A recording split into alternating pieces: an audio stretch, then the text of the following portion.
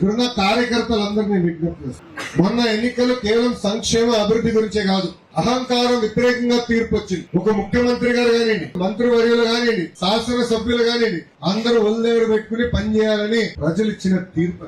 151 స్థానాలు గెలిచిన ఒక పార్టీకి 11 స్థానాలకే పరిమితం చేశారంటే ప్రజలు మనం ఎంత జాగ్రత్తగా ఉండాలో దయచేసి ఇక్కడున్న 3 పార్టీ కార్యకర్తలు ఆలోచించుకుంటున్నారు.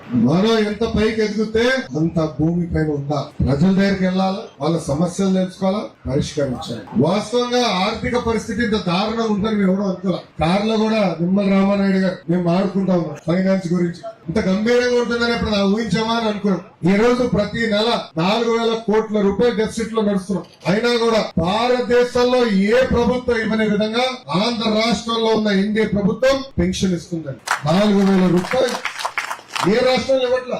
వికలాంగులకు 6,000 రూపాయలు ఏ రాష్ట్రం ఇవ్వట్లా. మనం కలిసి కట్టిస్తున్నాం. మూసేసిన అన్న క్యాంటీన్ తెలిసి ప్రారంభించింది మన ప్రభుత్వం. ఉచితంగా మనం 3 గ్యాస్ సిలిండర్లు ఇస్తానని హామీ ఇచ్చాం, అది కూడా అమలు చేసింది మన ప్రభుత్వం.